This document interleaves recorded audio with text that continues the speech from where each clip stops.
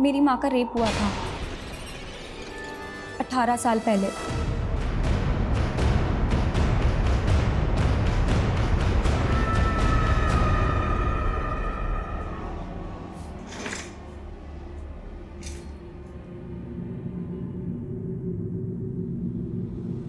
शिवाजी, आपने बहुत अच्छा किया जो अपनी बेटी की बात मानी।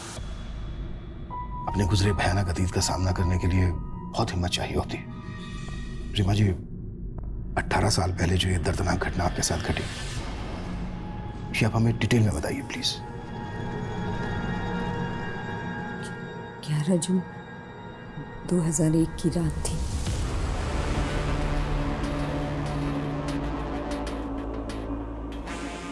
रीमा, रीमा, रीमा।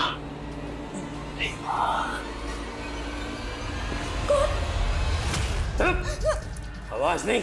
कौन है? जब नहीं तो तेरी बीवी विधवा हो जाएगी। चल अबे लेट जा। बांध इसे। जरा कस के बांध, खोले नहीं।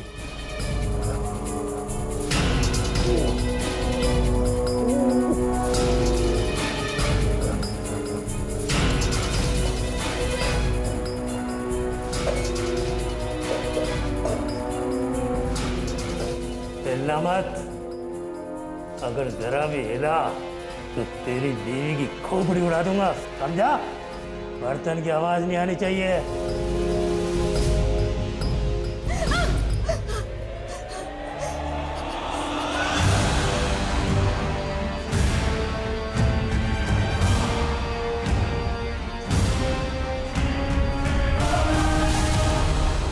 उस घटना के 18 साल के बाद उस आदमी ने अचानक से कॉल किया अब आपको? जी। रीमा जी, जब ये घटना घटी आपके साथ, उस वक्त आपने पुलिस कंप्लेंट तो की ही होगी? जी, प्रतापनगर थाने में करवाई थी। तब इंस्पेक्टर मुकेश राठौर इंचार्ज थे। प्रतापनगर पुलिस स्टेशन से कांटेक्ट करो। सर।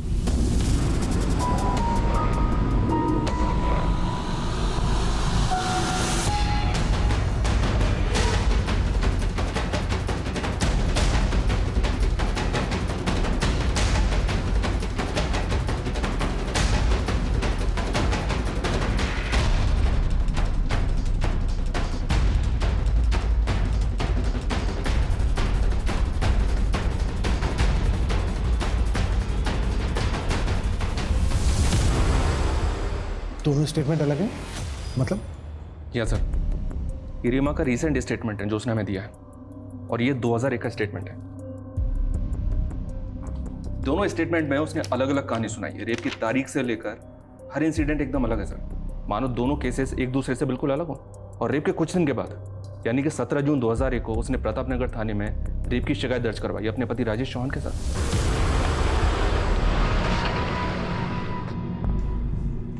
बोलिए रीमा जी, डरिए मत।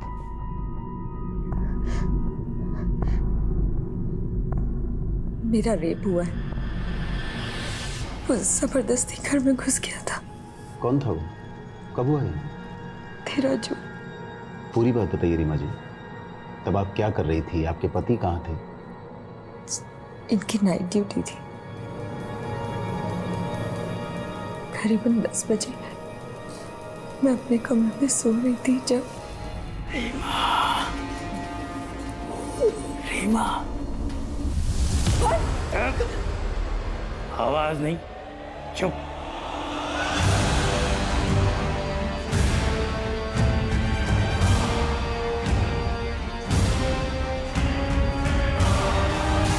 आप घर कब लौटे? करीब 1:30-2 बजे जब मैं घर आया तो ओए! ओए! ओए! ओए, रुक साले! ओए! एक मिनट। रेप 13 जून को हुआ और आप लोग रिपोर्ट लिखवाने अब आए? मैं बहुत डर गई थी। गलती रीमा की नहीं है सर, हमारी सोसाइटी ऐसी है जहां पर रेपिस्ट से ज्यादा रेप के विक्टिम को ताने सहने पड़ते हैं। ये 18 साल पुरानी बात है। माना इतने टाइम में आदमी काफ़ी सारी चीज़ें भूल जाता है, लेकिन रेप के वक्त रीमा का पति रीमा के साथ था या नहीं, ये वो कैसे बोल सकती है? सवाल ये उठता है मिश्रा कि 18 साल पहले जो रीमा ने स्टेटमेंट दिया था वो गलत था, या अब जो हमें दिया है वो गलत है? हमें दोनों स्टेटमेंट वेरीफाई करने होंगे। सर रीमा चौहान के कॉल रिकॉर्ड्स आ गए। रीमा को उस रात 11 बजे साउथ दिल्ली के लैंडलाइन से कॉल आया था। दिल्ली पुलिस से कांटेक्ट करो, पता करो वो आदमी कौन था जिसने कॉल किया था।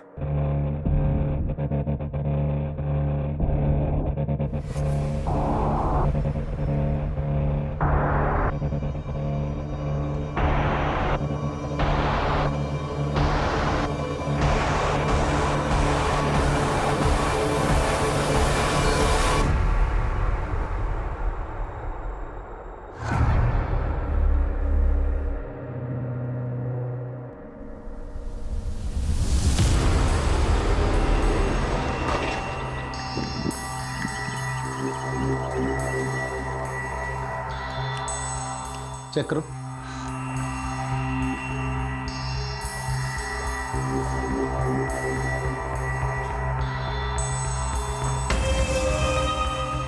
उसने यहाँ मेरे साथ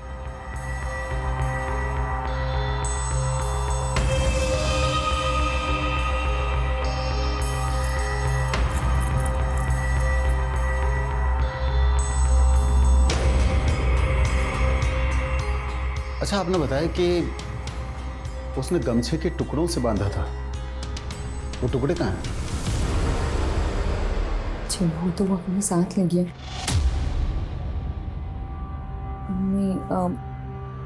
नहीं शायद एक मिनट सर, यहाँ शायद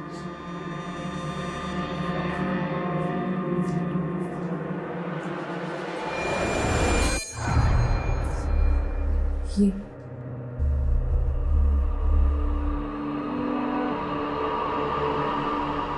रीमा के मेडिकल एग्जामिनेशन में ऐसा कोई सॉलिड एविडेंस नहीं मिला जिससे प्रूव हो सके कि रीमा का रेप हुआ है।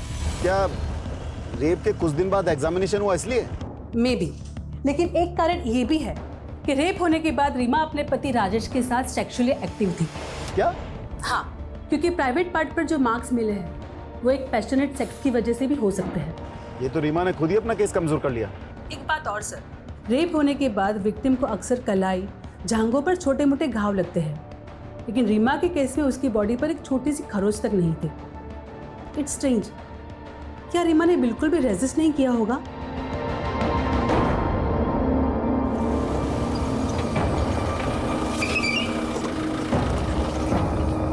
सर आपको एक बात बतानी थी। क्या?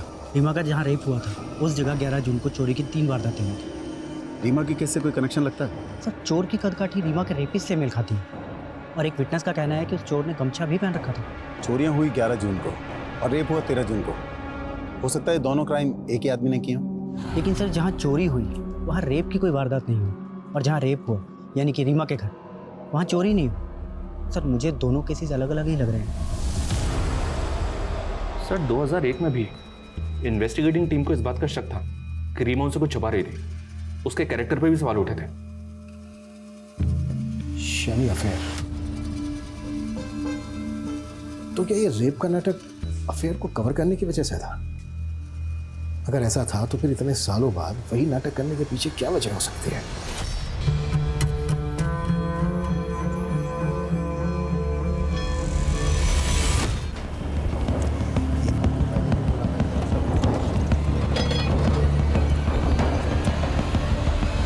सर आप हम लोगों पर ही शक कर रहे हैं।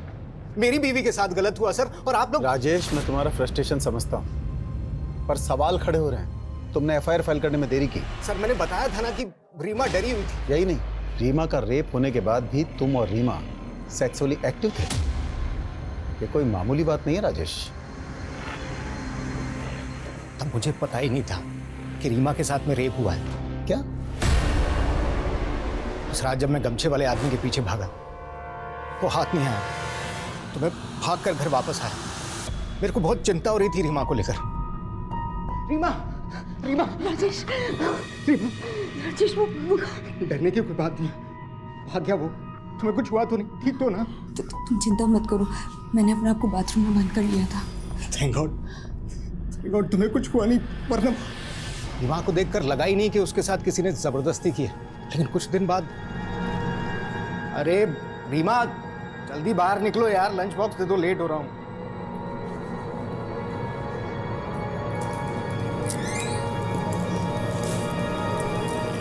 क्या हुआ? नहीं बस वो थोड़ी सी कमजोरी है। झूठ मत बोलो, कल भी बोला था ना तुम्हें कि डॉक्टर के चलो। एक दिन और देख लेते, फिर पक्का चली जाऊंगी। इस पेन को इग्नोर करने से काम नहीं चलेगा। आज शाम को ही चलते हैं तुम्हारे डॉक्टर मित्तल के। मैं जल्दी आ जाऊंगा, तुम बस तैयार रहना। डॉक्टर मित्तल गायनोकोलॉजिस्ट हैं। उन्होंने मुझे बताया कि रीमा के साथ मैंने घर आते ही सीधे सीधे रीमा से पूछ लिया।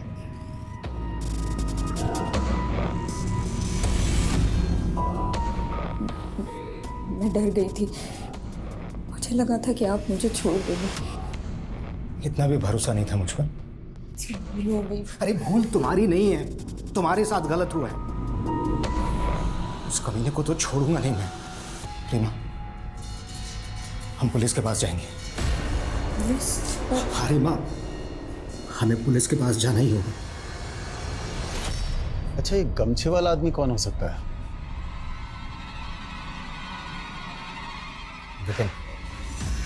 विपिन सोनी हो सकता है सर। वो और रीमा कॉलेज में एक साथ थे। 1 साल पहले उसकी इसी शहर में नौकरी लग गई। मुझे पता चला कि मेरी गैर हाजिरी में अक्सर पुरानी दोस्ती के नाम पर वो रीमा से मिलने आता है।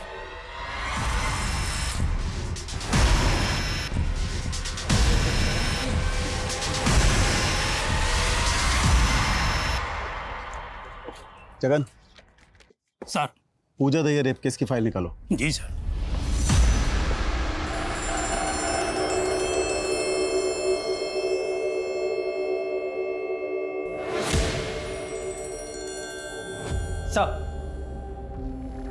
सर मैंने पता किया है, राजेश की गैर हाजिरी में जो आदमी रीमा से मिलने आता था वो विपिन ही है। याद रखिए रीमा जी, पुलिस को गुमराह करना भी एक जुर्म है। आप क्या कह रहे हैं, मैं कुछ समझ नहीं पा रही।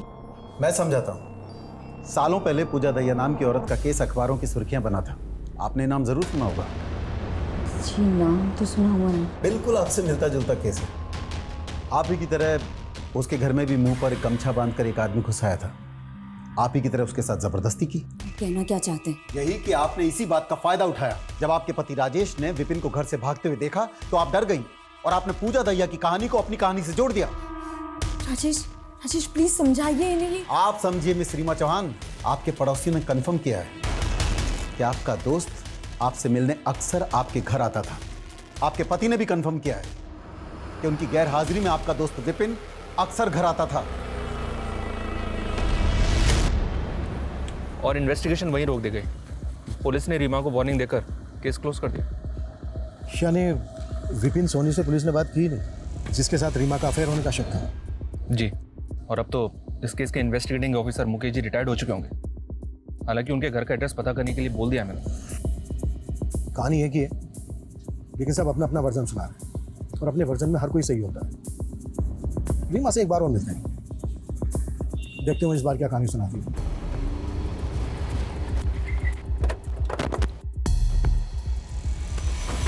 आपको मेरी बात पे यकीन नहीं है? रीमा जी, हम बातों पर नहीं सबूतों पर यकीन करते हैं। और आपकी कहानी में तो कई कहानी मिली हुई है। 18 साल पहले आपने कुछ और कहा था, आपके पति ने कुछ और कहा था, और अब आप हमें कुछ और कहानी सुना रही है। बेटा, शायद आपकी मदर आपके सामने कंफर्टेबल नहीं है, सो प्लीज। दीदी तो रुक। 18 साल पहले मुझे एक बुरी बीवी माना गया था जो अपने पति को धोखा दे रही थी, जिसने अपनी रेप की झूठी कहानी सुनाई। लेकिन ये सब मैंने सिर्फ अपने पति के कहने पे किया था। हमें पुलिस की नहीं, पुलिस नहीं, बिल्कुल नहीं। भूल जाओ कि तुम्हारे साथ कुछ हुआ है, सब कुछ भूल जाओ। राजेश, ये आप क्या कह रहे हैं? मेरी इज्जत? यार तुम्हारी इज्जत से ज्यादा मेरा नाम, मेरा रुतबा, मेरी मर्दानगी मायने रखती है। हाथ जोड़ता हूँ, प्लीज किसी से कुछ नहीं कहोगी तुम, कुछ भी नहीं।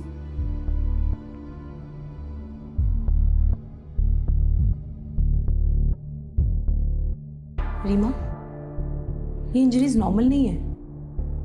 बताओ मुझे क्या हुआ है? कुछ भी। रीमा, तुम कुछ छुपा रही हो ना? आप क्यों जिद कर रही हैं? रीमा के लिए यही सही है कि वो सब कुछ भूलकर। ये भूलने वाली बात नहीं है राजेश। रीमा के साथ जो हुआ है वो गुनाह हुआ है और गुनहगार को सजा मिलना जरूरी है। तुम उसके पति हो, तुम्हें उसका साथ देना चाहिए। और अगर तुम में हिम्मत नहीं है तो मुझे कह दो, मैं इसे पुलिस स्टेशन लेके चली जाऊंगी। नहीं नहीं, आपको कुछ करने की जरूरत नहीं है।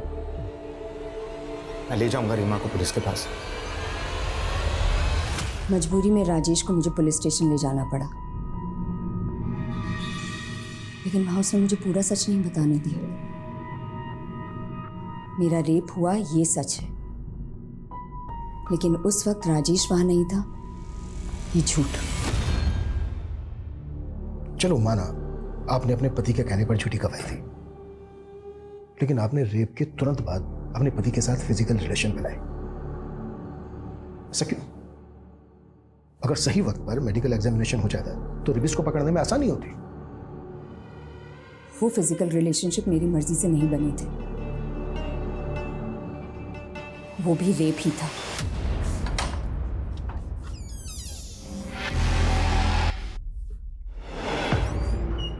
शराब भी कराएं? हाँ, आया हूँ पी के। तो दूर हटिए, बहुत बदबू आ रही है आपको। मेरे में से बदबू आती है तुझे, हैं? और उस कमीने के शरीर से क्या खुशबू आ रही थी तेरे को, हैं?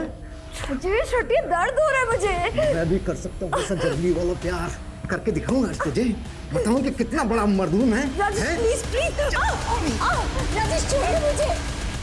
उस आदमी ने तो सिर्फ मेरे शरीर को दर्द दिया था, लेकिन राजेश। और जब आप डॉक्टर से मिली तो आपने डॉक्टर को अपना सारा सच बता दिया। कुछ सोचा नहीं था सर, बस जिसने थोड़ी सी हमदर्दी दिखाई उसके सामने दिल खोल के रख दिया। तो जो आपके पति ने दिखाया पुलिस ने उसी को सच मान लिया और आपका सच सामने नहीं आया। आता कैसे? पुलिस ने ना कभी डॉक्टर ना कभी विपिन से कोई बात की। विपिन कभी आपसे मिलने आया था? नहीं, विपिन पे बहुत प्रेशर बन गया था, इसलिए वो शहर छोड़ के चला गया था। लेकिन आपके पड़ोसियों ने तो उस वक्त बयान दिया था कि आपका रेप होने के बाद विपिन आपसे मिलने आया था। ये भी राजेश की चाल थी। विपिन अच्छा लड़का था, हंसमुख था। राजेश ने कहा था कि वो विपिन को मेरे पास भेजेगा ताकि मेरा मन बहल जाए, पर बाद में समझ आया ये सिर्फ राजेश का प्लान था ताकि सबकी नजरों में मैं झूठी बन जाऊं। और वही हुआ। एक रेप विक्टिम से ना सोसाइटी यही एक्सपेक्ट करती है कि वो मजबूर दिखे, दुखियारी दिखे।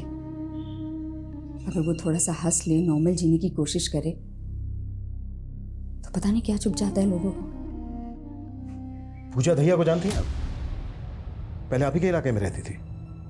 उसके घर में भी एक आदमी ठीक आप ही के घर की तरह चेहरे पर गमछा बांध के घुस गया था। जी, मैंने सुना तो था कि पूजा दहिया के केस में किसी को अरेस्ट किया गया। पूजा दहिया का केस स्टडी किया था तुमने? जी सर, और मुझे ऐसा लग रहा है कि पूजा दहिया और रीमा चौहान का केस आपस में कनेक्टेड है। तो क्या उस आदमी ने पूजा दहिया से भी कांटेक्ट किया होगा? इतने सालों के बाद वो अपने विक्टिम को कॉल क्यों करेगा? यह केस पुलिस के सामने एक चुनौती बन के खड़ा था। वारदात एक थी, लेकिन कहानियां अलग अलग। क्या राजेश ने अपने स्वार्थ के लिए झूठ का जाल बुना था, या पीड़ित नजर आ रही रीमा सबकी नजरों में धूल झोंक रही थी? अगर यह खेल रीमा का रचाया हुआ था, तो आखिर इसके पीछे उसका इरादा क्या था? और यह पूजा दहिया, ये कौन थी जिसका जिक्र छिड़ा गया था? क्या थी पूजा की कहानी?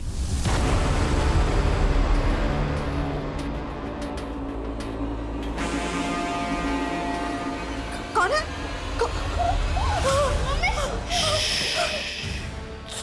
चुप, कोई आवाज नहीं। कौन हो तुम? अंदर कैसे है? नहीं। चुपचाप रहना, कोई आवाज नहीं करना, यहीं बैठा रहे।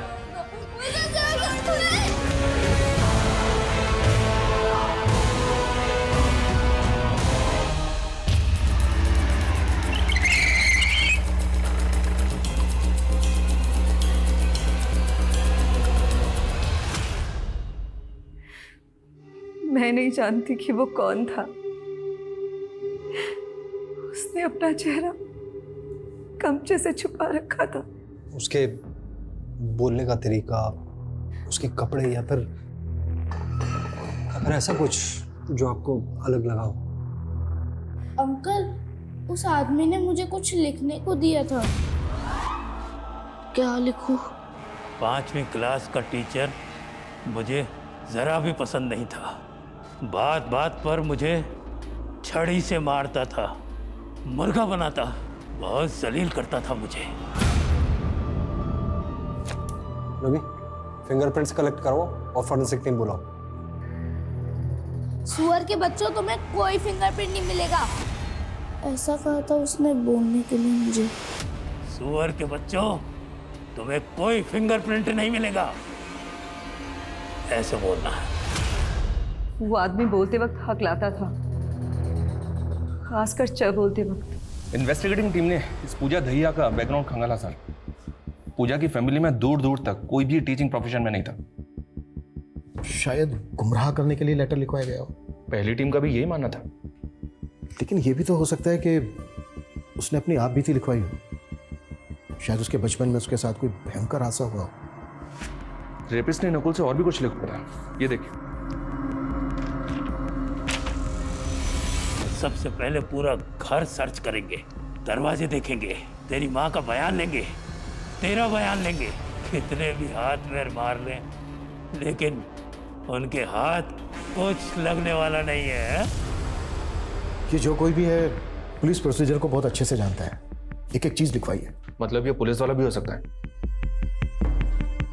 या फिर कोई ऐसा जिसका अपना पुलिस में हो, या फिर रहा हो। सर, रीमा के केस के आईओ मुकेश राठौर का एड्रेस मिल गया है। रिटायर होने के बाद वो यहीं जयपुर में सेटल्ड है। लाइमलाइट के लिए? ये क्या कह रही है तू? मैं नहीं, नेबर्स, रिलेटिव सब यही बोल रहे हैं। देख, लोग कुछ भी कहें, लेकिन तू तो मुझ पे यकीन करती है ना। तुझे भी लगता है कि मैं झूठ बोल रही हूँ?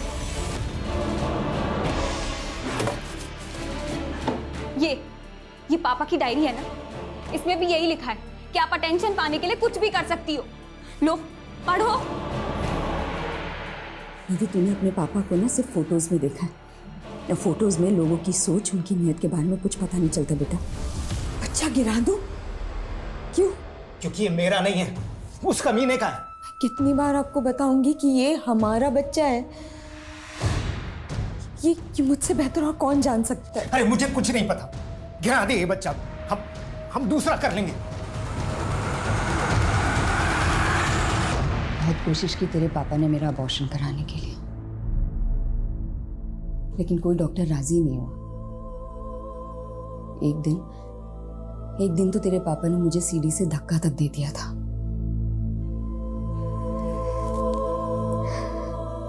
लेकिन तेरी किस्मत में ना जीना लिखा था। मुझे लगा तेरी शक्ल देख देख कर ना अब राजेश के अंदर का बाप जाग जाएगा। एक दिन किसी ने मजाक में उनसे कह दिया कि तेरी शक्ल उनसे नहीं मिलती। बस उस दिन वो बिल्कुल टूट गए थे। मैंने समझाने की बहुत कोशिश की, लेकिन वो एकदम खामोश हो गए थे। और एक दिन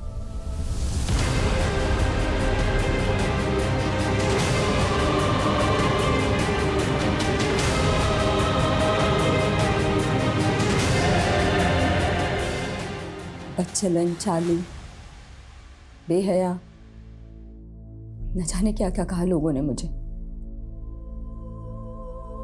मन तो किया कि मैं भी राजेश की तरह,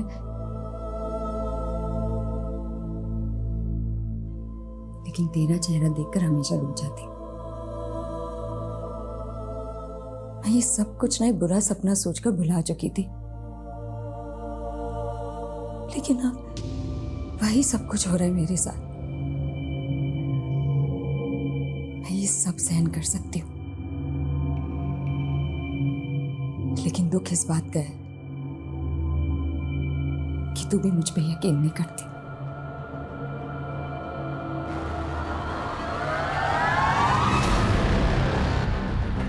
रीमा चौहान वाला केस, हाँ याद है मुझे।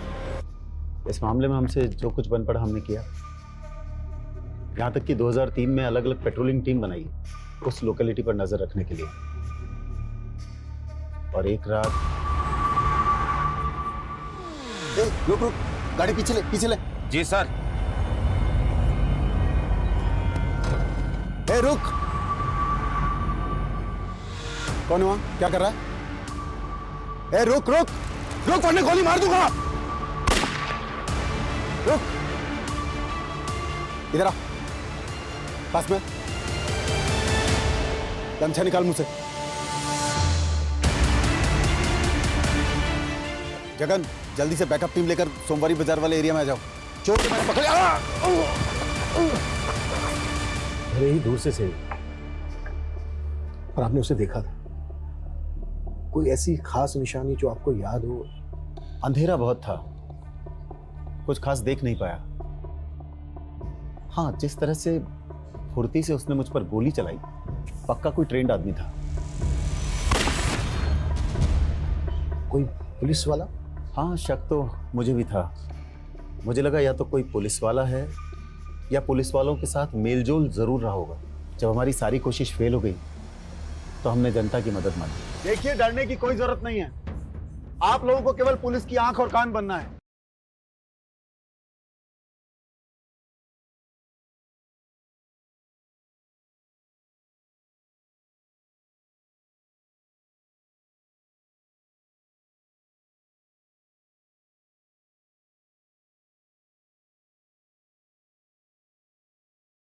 कोई भी बाहर का आदमी दिखे जिसका बर्ताव अजीब सा हो तो फौरन पुलिस को सूचित कीजिए।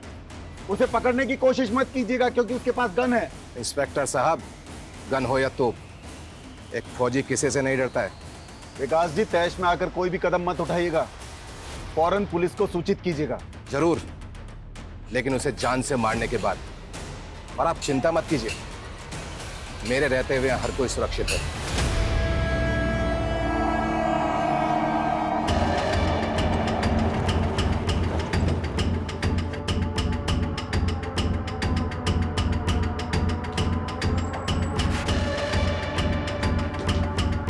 साइड में हटिए आप लोग। पीछे रहिए।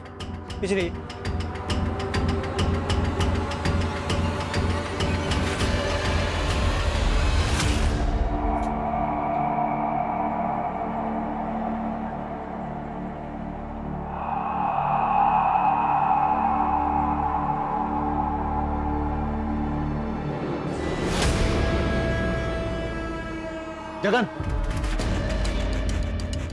आसपास के लोगों से बात करो। कोई भी अजनबी जो कल यहाँ दिखा हो उसका स्केच बनवाओ। वो कमीना बचना नहीं चाहिए। हमने 3-4 स्केच बनवाए।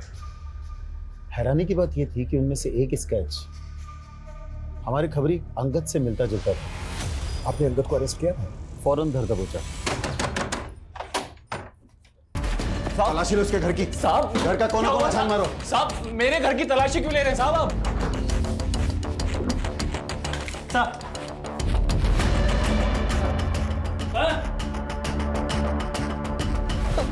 ये घड़ी, ये ज्वेलरी, ये गन कहाँ से आए सामान तेरे पास? ये सब उन्हीं का है ना जिनका रेप हुआ है? साहब, मैं सच कह रहा हूँ साहब, मुझे कुछ नहीं पता। मैं महीने में ठीक से 10 दिन भी घर पे नहीं रहता हूँ साहब, तो मुझे पता नहीं है सामान कहाँ से आया है। तू ऐसे नहीं उगलेगा। ले चलो इसे थाने। तो फिर अंगद को आपने रीमा के केस से कनेक्ट क्यों? कैसे करते? एक तो अंगद ने कभी अपना जुर्म कबूल नहीं किया, दूसरे रीमा तब तक अपनी बेटी के साथ शहर छोड़कर जा चुकी थी। हाँ, इस बात का सुकून है कि मेरे ट्रांसफर होने से पहले ये केस क्लोज हो गया। 18 साल के बाद उस आदमी ने फिर से रीमा से कांटेक्ट किया है। क्या? यस। आपको क्या लगता है, क्या ये अंगद हो सकता है? अंगद कैसे हो सकता है? अंगद तो 2013 में जेल में मर गया। दिल का दौरा पड़ा था उसे। सर, अंगद को मरे हुए पूरे 6 साल हो चुके हैं। ये रीमा चौहान ये सब नाटक पब्लिसिटी के लिए कर रही है फॉर श्योर। कैसी पब्लिसिटी? क्या मिलेगा उसको पब्लिसिटी का? एक बार को अपने बारे में ना सही, पर कम से कम अपनी बेटी के बारे में तो सोचे। और वैसे भी ये तो कंफर्म है ना कि उस रात रीमा को कॉल आया था। हेलो, कैसी हो मेरी जान? ये भी तो हो सकता है सर, कोई कॉपी कैट। चांसेस बहुत कम है। चलो मान लेते हैं कि मुजरिम अभी भी फरार है। वक्त के साथ उसका काम करने का तरीका भी बदला, पहले चोरी, फिर रेप, उसके बाद मर्डर्स। जब रीमा का रेप हुआ तब उसकी उम्र होगी कोई 35-37, तो इस वक्त उसकी उम्र होनी चाहिए 52 से 55 के बीच।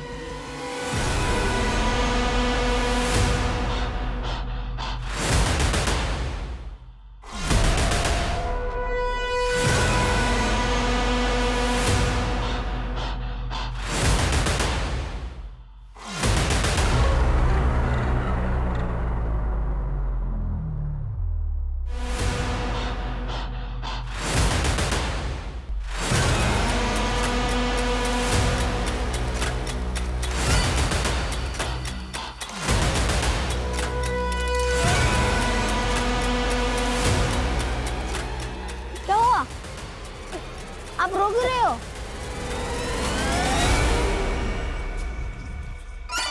गुंजन, माँ को चल के सब बताना अभी, डरना मत।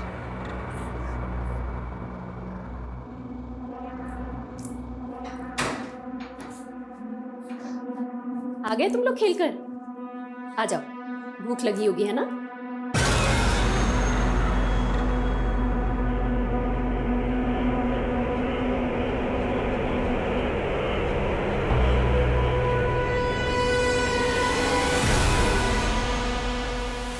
बेटा, ये सूरज अंकल हैं।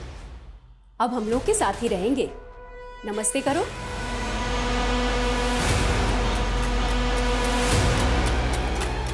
बड़े प्यारे बच्चे हैं तुम्हारे। जितना हमने सोचा था उससे कहीं ज्यादा बड़ा मामला निकला ये तो। सबसे पुराना केस 28 साल पहले का है।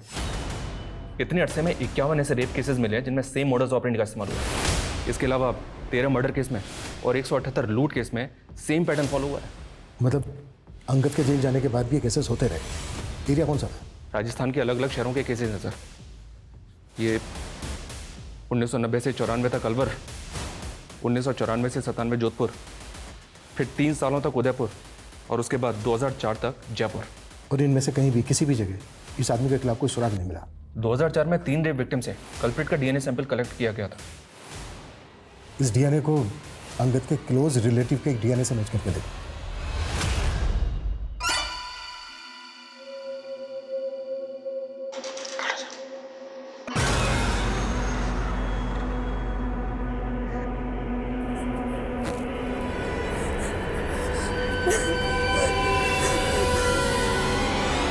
ये अंकल बहुत गंदे हैं, मत खेला करो उनके साथ। तुम माँ को क्यों नहीं बताती हो? ठीक है, तुम मत बताओ, मैं माँ को खुद ही बता दूंगा। नहीं, माँ खुद अंकल के साथ ही गेम खेलती है।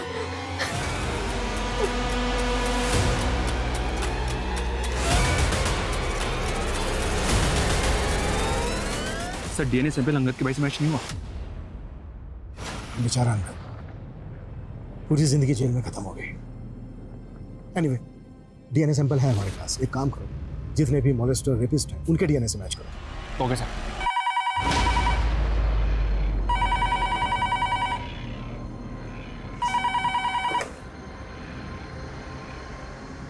हेलो, मेरी जान कैसी हो? बहुत दुख हुआ जानकर कि तुम्हारी बात पर कोई यकीन नहीं कर रहा। बकवास बंद करो और हिम्मत है ना तो सामने आओ। तुम कायर हो, कायर हो तुम।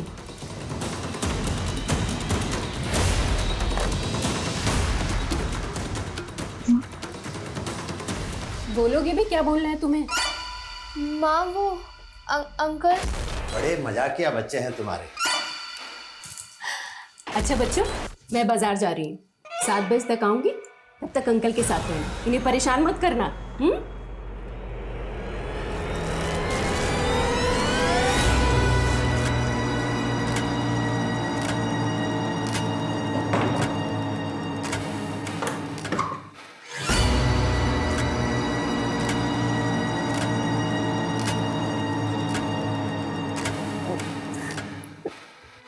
तू नहीं, आज तेरे साथ गेम खेलूंगा। चल। सर डीएनए अलवर के कैदी से पार्टली मैच हो रहा है, लेकिन इसकी उम्र तो 30 साल है। फिर ये वो नहीं हो सकता। आई थिंक उस आदमी को ट्रेस करने के लिए हमें किसी एक्सपर्ट की मदद लेनी होगी। देखिए, ये डीएनए पार्टली मैच हो रहा है, यानी ये कैदी उस खूनी का रिश्तेदार हो सकता है। एक्चुअली हमें इस कैदी के मदर और फादर के सभी रिलेटिव्स की एक लिस्ट बनानी होगी और सबका डीएनए मैच कराना होगा। लेकिन पुलिस हताश नहीं हुई, डटी रही और कई महीनों की कड़ी मेहनत के बाद डीएनए एनालिसिस के जरिए 2300 लोगों को शॉर्टलिस्ट किया गया। लेकिन अब भी मंजिल बहुत दूर थी। इन्हीं 2300 लोगों में एक वो अपराधी भी था जिसकी तलाश पुलिस को लगभग 30 सालों से थी। करीब 1 साल गुजर गया, तब जाकर सुरंग के आखिरी छोर पर रोशनी की किरण दिखाई दी। सर, लोकेशन हिस्ट्री और रिपोर्ट्स के अकॉर्डिंग हमारे पास अभी एक सस्पेक्ट है, और वो ये है। माय गॉड, ये वो 30 सालों तक पुलिस की आंखों में धूल झोंकता रहा। इसको आज ही धर लेते हैं। नहीं, we have to be very careful. इसको बचने का एक भी मौका नहीं देंगे। पहले इसके खिलाफ सबूत इकट्ठा करेंगे, फिर तब बचेंगे साले को।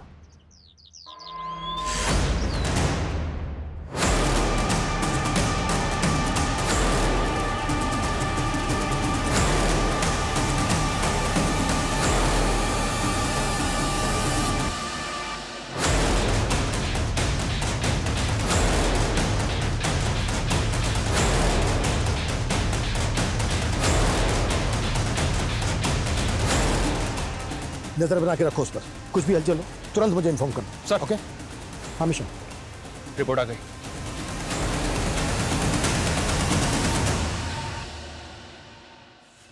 अब सही वक्त है, आता है साले।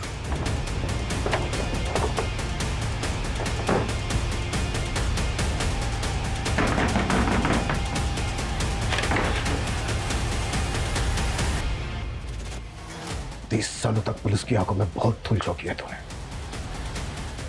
Now you are an arrest, ex policeman Jagan Shekhar.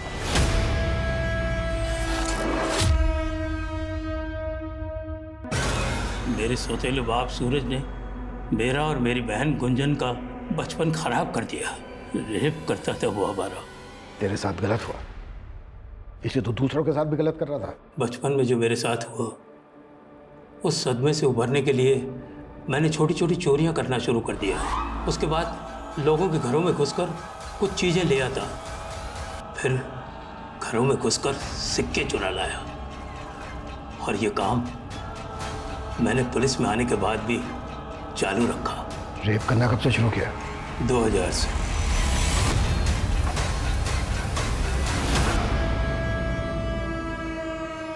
पूजा ने क्या बिगाड़ा था तेरा? गलती पूजा की नहीं, पूरी औरत जात की है। उसी साल दिल टूटा था मेरा। कुछ दिन तो सब कुछ ठीक चलता रहा, लेकिन एक दिन वो मुझे छोड़कर किसी और के साथ चली गई। तभी से मुझे औरतों से नफरत होने लगी। और उसके बाद मैंने एक के बाद एक औरतों को शिकार बनाना शुरू कर दिया। अंगद को क्यों फंसाया?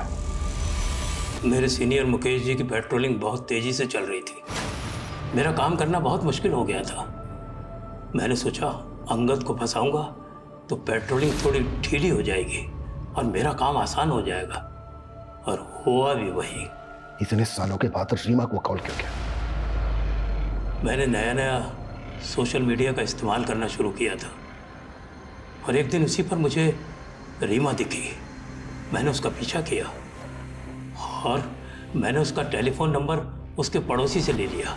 मैं सिर्फ उसे डराना चाहता था, क्योंकि कोई भी औरत मेरी आवाज़ सुनकर कांप उठे, ये ख्याल आते ही मुझे बहुत मज़ा आता है।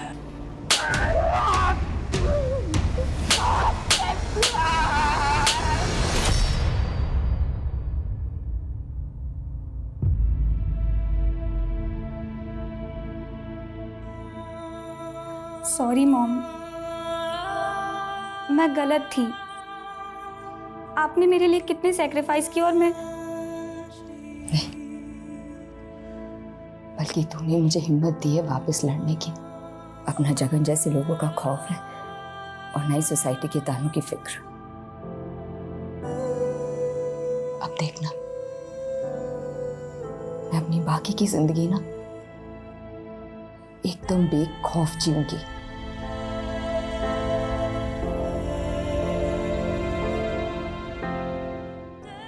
हमारे समाज में बलात्कार करने से ज्यादा उंगलियां पीड़िता पर उठती हैं कि लड़की ने क्या कपड़े पहने थे, क्यों रात को वो बाहर गई थी। ऐसे बेबुनियादी सवाल हमारा यही सो कॉल्ड सभ्य समाज उठाता रहता है, जबकि वास्तविकता यह है कि बलात्कार से अगर किसी का चरित्र कलंकित होता है तो वो सिर्फ बलात्कारी का। इस बुनियादी बात को क्यों आज 2021 में हमें बार बार दोहराना पड़ता है? ये कैसा सिस्टम है जहां एक बलात्कारी को तो आसानी से जमानत मिल जाती है, लेकिन बलात्कार से पीड़ित औरत को सालों साल इंसाफ नहीं मिल पाता? ये चुभने वाले सवाल हमें खुद से और प्रशासन से भी करने होंगे। ये रीमा की हिम्मत ही थी जो वो सालों से अपने अंदर दफन खौफ को मिटाने में कामयाब हुई। रीमा ने जिस तरह समाज के तानों की परवाह किए बिना इंसाफ के लिए आवाज उठाई, वह वाकई अभिनंदनीय है। अब मैं आशुतोष राणा आपसे विदा लेता हूं। हम फिर मिलेंगे एक ऐसी ही कहानी के साथ जो आपको रखेगी सतर्क और जिंदगी को सुरक्षित। तब तक अपना और अपने परिवार का ख्याल रखिए और देखते रहिए क्राइम पेट्रोल सतर्क। जय हिंद।